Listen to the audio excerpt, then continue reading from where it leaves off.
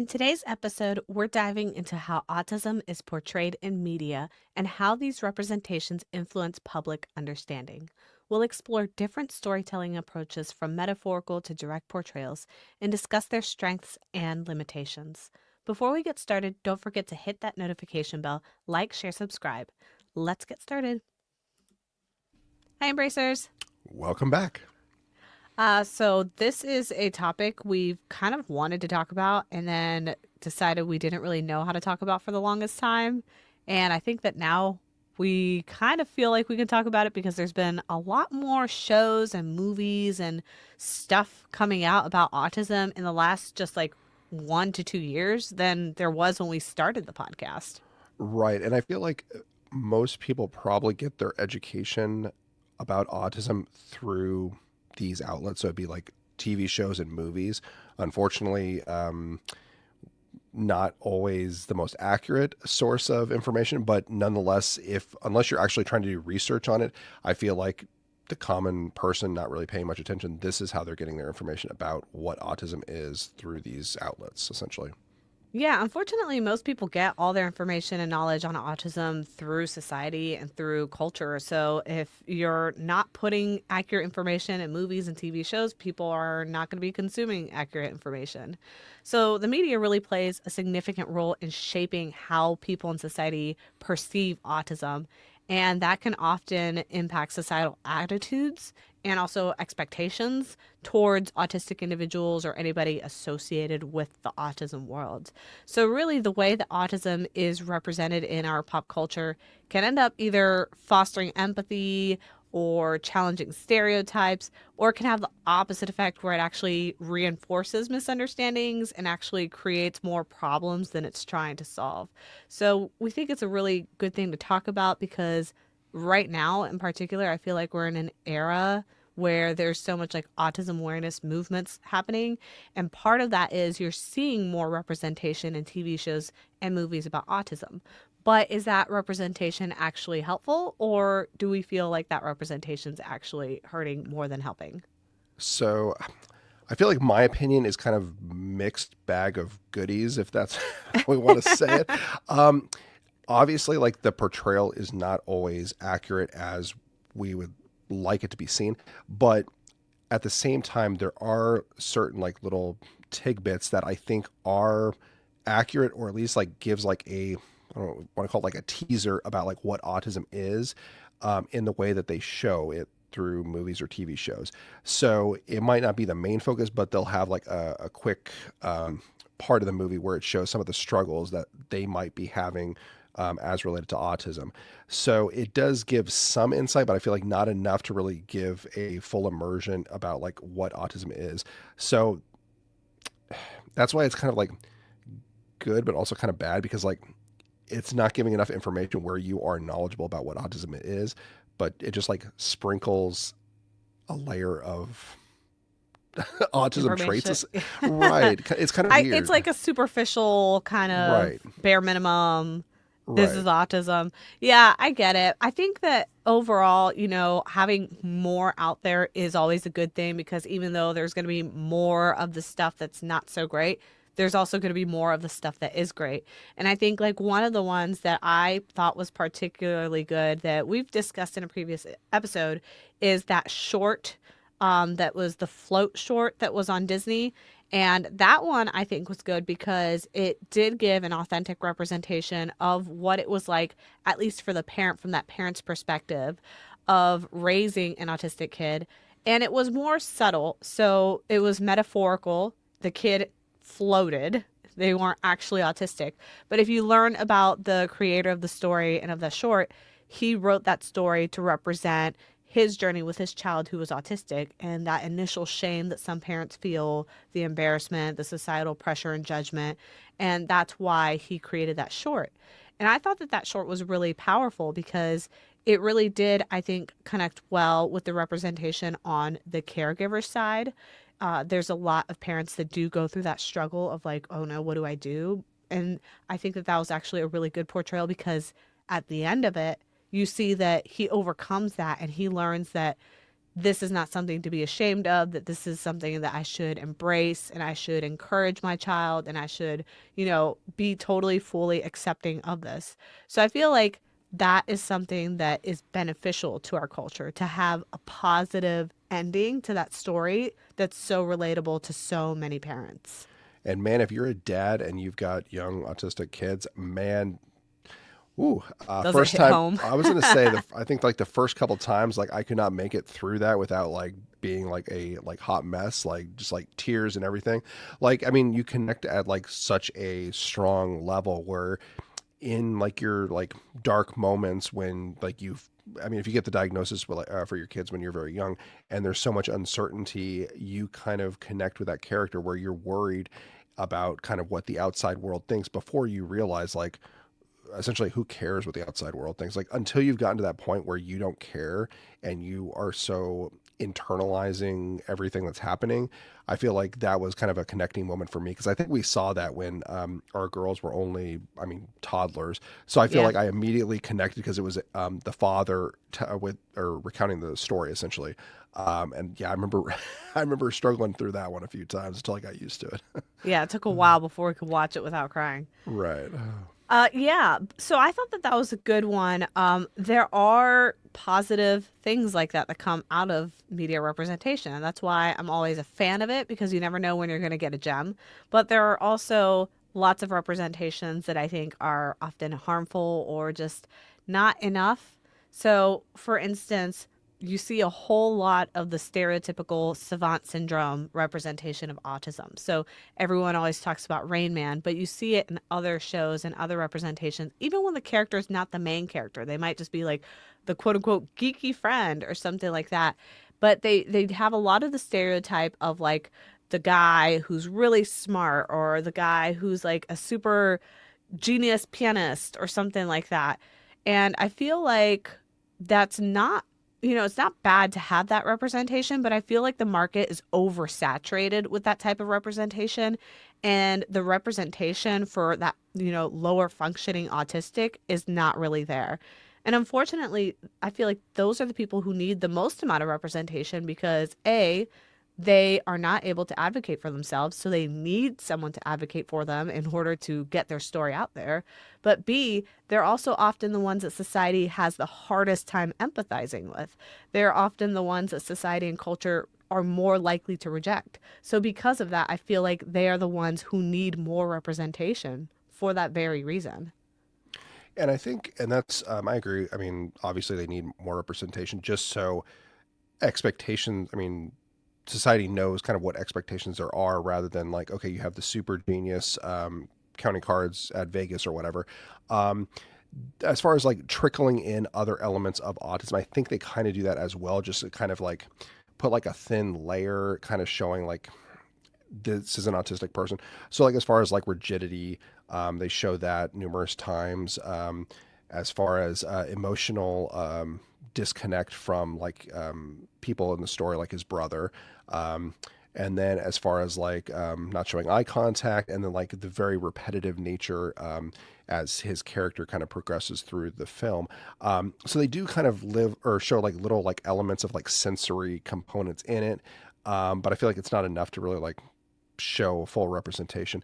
And then I love the example that you gave again about the pianist. So I think I'm not sure if we saw this together or if I saw it separate. I don't Uh, think so. I so don't think it's we did. it was a TV show by Stan Lee for like the comic book guy. Oh, So yeah. he went around in a show called I think it was like Superhumans. So he would try Yeah. and find these people who he claimed had like superhuman abilities, and one of the individuals was a pianist. I think his name was like Matt Savage. I just checked now because I couldn't remember. And he was really into playing music on the piano. And they had him listen to one piece of jazz music because they said that jazz was the most complex music to recreate. So he was able to listen through it once and then replay it back. And he had like, I think it was like a 97% accuracy rate as they were tracking it on the computer. His, I don't know, you would call them keystrokes for the piano. And they were saying that the likelihood of that happening is, I mean, nearly impossible for any person, but he was able to do it after listening to it once. So, I mean, you see like the super skills that he has makes him appear to be superhuman. But then obviously, as they're showing kind of like his backstory, you see that obviously he struggles as far as like being able to communicate with others, as far as like that social element. I don't believe they showed any type of like meltdowns or anything like that, but they do give a little bit of backstory showing that that's not the only component. But again, the show is mostly focused on the superhuman ability, making them almost like a superhero essentially, rather than all the other struggles that they have kind of going in line with that. Yeah. And I can kind of understand why media does that, right? Because that's going to get you more clicks. It's going to get you more views. It's going to get people drawn into the story. People want to see that. It kind of reminds me a little bit about like the old timey circus freak show thing. You know, like people came to see the quote unquote weird stuff. So I feel like that's why society and culture harps on that so much. And I feel like that, you know, misses out on a lot of stuff that's important to know about when it comes to autism and autistic culture, that it's not just, you know, the savant type, and that stereotype can be harmful because oftentimes when culture is seeing this as the stereotype, they think this is what autism is all the time. Like this is all autism is. So then when somebody runs into an autistic person who is not a savant type, they are either confused, don't know how to approach that, or maybe they're less empathetic and less patient with all the negative things that come along with autism, like maybe the rigidities or things like that. They're less empathetic because you're not the savant type. So I think that there needs to be more education and more representation.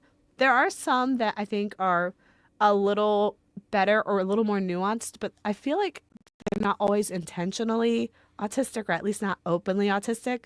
But one of my favorite representations, and it's just because it's one of my favorite shows too, is Abed from Community. Oh I my really gosh. like him.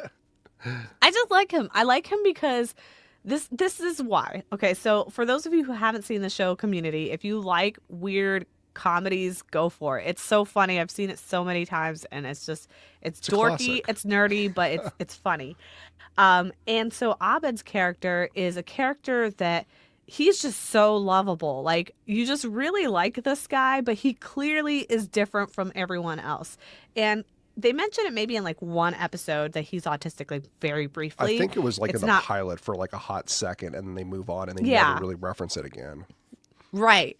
But I think what they do a good job of in this show is how he reads people. He will take people very literally and not understand why there's a miscommunication. So, like, if they say something sarcastically, he'll take it at face value and respond very, like, forward or direct.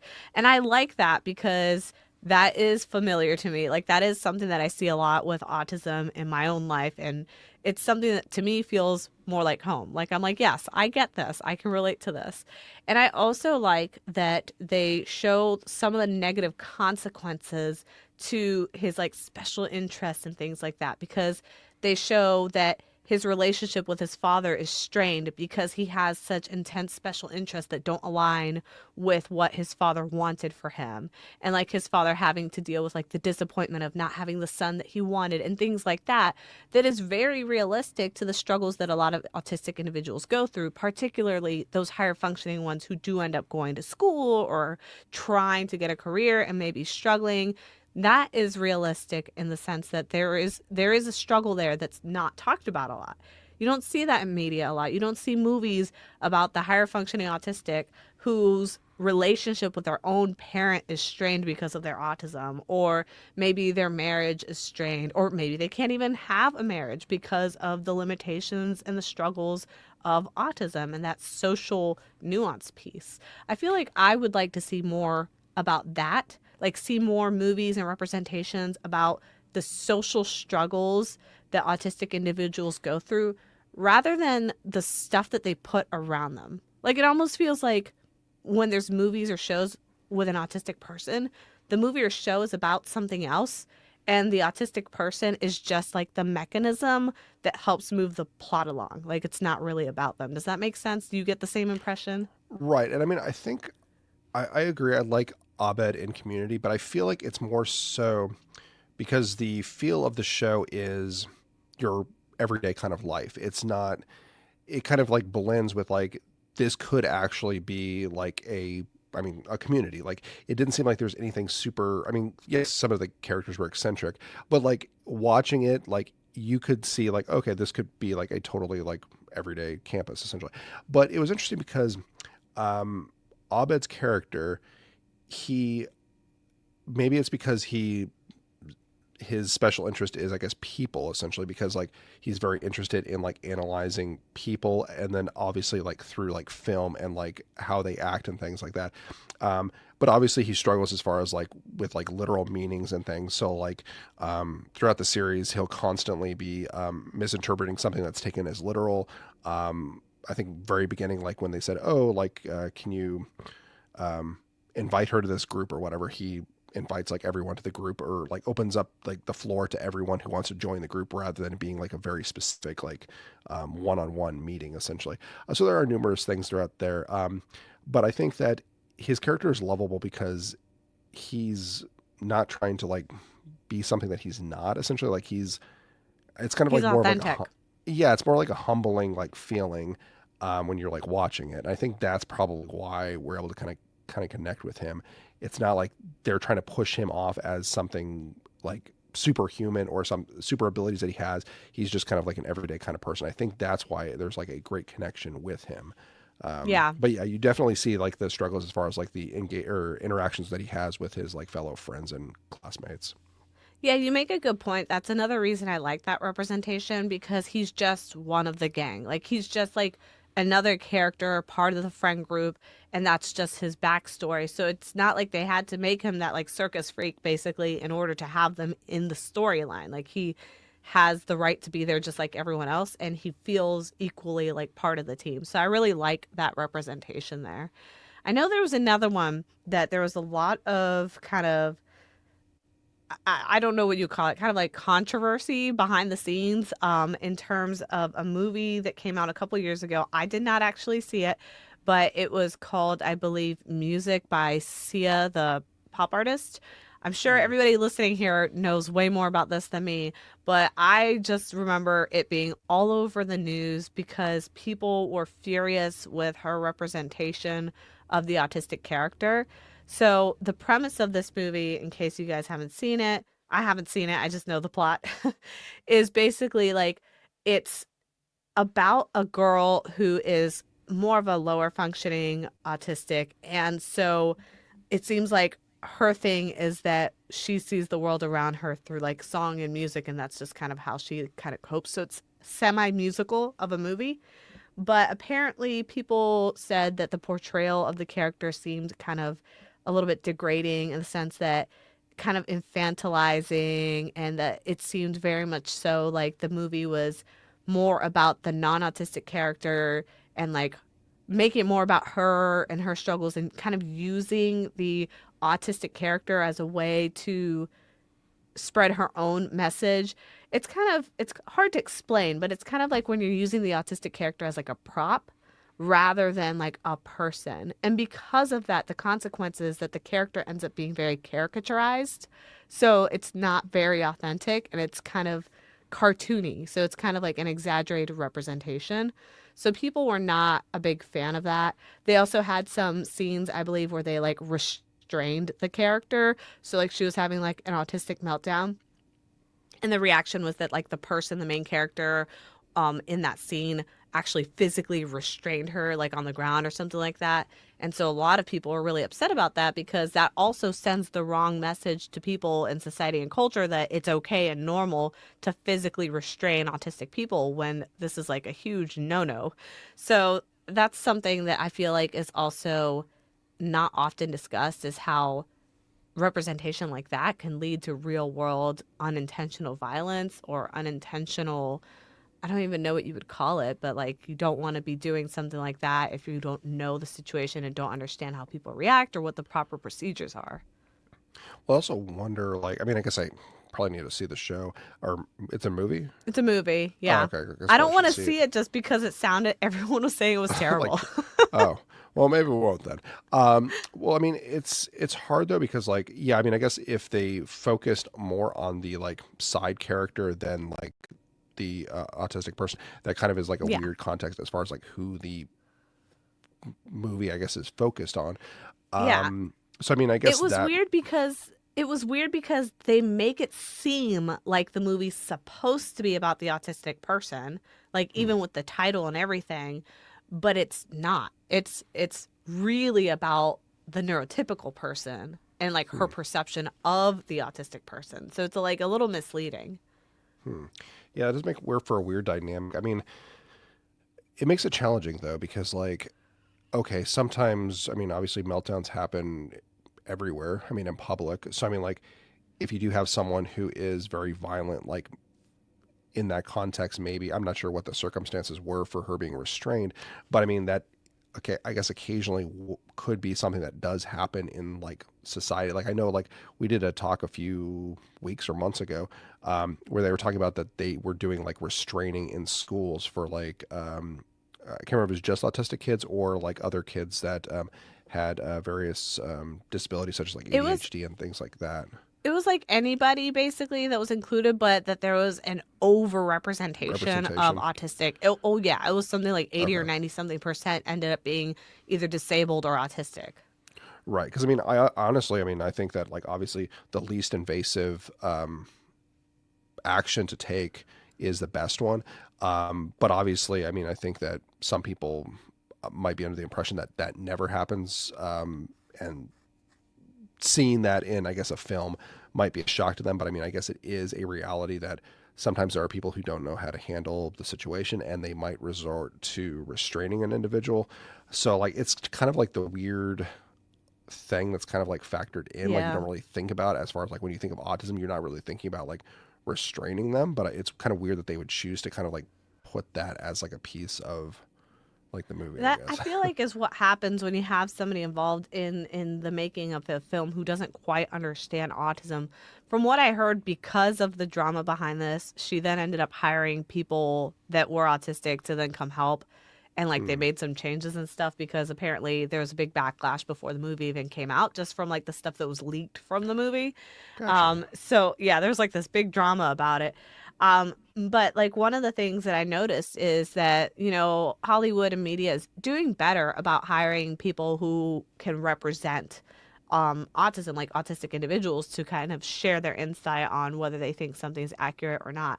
But I still find that problematic in the sense that I have seen, other shows and movies where they do that and it still comes off as not educated. So like I don't know who it is that they're hiring or what it may be. But it could also be that, one autistic person has one autistic experience and so it's not always accurate to the holistic autistic experience because everybody is so different. So I think that that's also kind of hard to pin down because how do you represent something that is so diverse? How do you accurately portray something that is so different from one person to another person? So I think that that's something that they're always going to struggle with. I think it's a mix of a couple of things. I definitely agree that it is maybe that one autistic person being the expert sharing their experience. So obviously, if they have struggles in one particular area, they're going to mention them more so than areas that they don't have struggles in. But I also think that it might be the limitations of the filming directors and that telling the story. So, I mean, there's so many like books and things that have been turned into movies or TV shows or whatever, and they have to cut things or they direct things in a certain way that is not in the books. And it's like a complete shift from what the telling of the story was actually in the context of the book versus the movie. So I think there might be the autistic person might just be a consultant, but at the end of the day, they kind of list off like, oh, these are the things I experience as an autistic person. And then with the filming, they're kind of like, oh, okay, like what do we want to cut out in order to tell the story in the way that we want to tell it? Yeah. So I think that even Yeah. dilutes it even more than what it ordinarily would be. So I'm not sure if It that could also also filter into like less autism because they're filtering it even further from what it would be in its like original form maybe I'm not sure. It could also be that they're checking a box. So, like, they're like, oh, we want to say that we have autistic representations helping consult us on this film. And so they're checking off the box and hiring the person, but then maybe that person's giving them really good stuff and then they're just choosing not to use it. So, like, they don't ever say how much of the information that was given to them was actually used. For all we know, they didn't use any of it and just wanted to say they had a consultant. So there's no way True. of really knowing. There is some good stuff though that's coming out, like Love on the Spectrum, I think has been pretty good about it. I know that there's controversy around that too, because some people say that they don't like the portrayal of Love on the Spectrum because to them it seems like it's kind of like voyeuristic, where people are like watching into these people's personal lives and that it's like unfair to them and they're being put into these situations and things like that. So I have heard some of that, but I honestly think from talking to a couple people who've starred on the show. So I've actually spoken to these people and they, like Danny Bowman, Killen, we've talked to them and they've had positive experiences on the show. So I am not so sure about that because it seems like they felt treated fairly at least. But the other thing is that from what I saw, I felt like there was a positive representation. Like they didn't seem to be making fun of them. They didn't seem to be trying to belittle the autistic experience. They seemed empathetic when the people were struggling on screen. Like you can even hear when they're kind of like checking in on people, like, hey, do you want to go? Do you need a break? Like this sort of thing. So to me, I think that that's actually a really refreshing take on autism, where it seems like they're more tuned in to what the authentic autistic experience is and wanting to share that with the world, wanting to show people like, oh, it's not all about Rain Man. Like this is actual autism. Look at this, look at these people's lives and, get a better understanding of what the day-to-day struggles might look like, especially when it comes to like the world of romance, which you never see on TV. Yeah, I mean, the shows. I mean, both the Australian version as well as the one in the U.S. I mean, honestly, we whenever they come out with a new season, we binge it in like a night or two. Um, but I like it because I mean, I don't buy the oh, you're peeping into their personal lives so much because obviously there was an application process to be on the show. These people consented to be on the show, and obviously, it seems like the filming crew is only filming a set block of the person's life. It's not like they're creepily following them around at night and doing sketchy things like that. So I don't really buy that they're like, I don't know, being like paparazzi and like following them around or like to the extent that like a paparazzi would like creepily like sneak Well, I don't think around that's the them. argument though. Oh, I don't okay. think it's like that they're being paparazzi and like sneaking up on them. It's more like the whole thing, like, for example, when we were talking about like what they call like inspiration porn, where it's Sure. basically like you're creating a story to inspire neurotypicals to do things rather than making it about that person. So Okay. it's kind of like a similar concept, but like with reality TV. Like, are they making this because they actually care about the autistic experience and actually want to get their story out there? Or are they doing this because they know that people want to watch this and like it's all about neurotypical entertainment? Like, is it the neurotypical people who are going to be watching this? Or is it for, good purposes, basically? So that's kind of like the debate behind it. It could be a split of both. I mean, I watch it because I'm curious about the experiences as far as romance, kind of in the autistic world, because like we have young kids, so I'm curious, like, oh, okay, like how looking at these adult experience, kind of with romance, what should I expect? Like, how will our kids be when they are of dating age? So I use it as kind of like an educational basis to kind of be like, oh, okay, like I think because I can definitely see our kids in some of these individuals. So like I can see Yeah. like our oldest kind of saying something similar, and I'm like, oh, yep, we can kind of like spot like the characteristics of our kids in the people on screen. So I mean, like I see it as more of like an educational perspective. Right. I'm sure other people might watch it for entertainment purposes, but at the end of the day, because I feel that they're filming it with, I would say, a good Like sense of empathetic lens. right. And I mean, it sounds silly, but have you paid attention to the music that's even being played in like the background during like the Yeah, that scenes? actually has been some of the complaints. Because Really? people say, yeah, because they're saying like it's kind of childish, like I infantile. So it's no, I find it infantilizing. very simple and like uplifting and not like a like mockery or anything. I find it as like kind of like a more like uplifting, like, oh, okay, well, these people are like looking for like love, and I mean, they have like the social coach that's helping them. But I mean, Yeah. I definitely think that Honestly, part of the issue with that is the music that they're using from our experience, like when we were in Wales, and the fact that I like to listen to a lot of UK shows.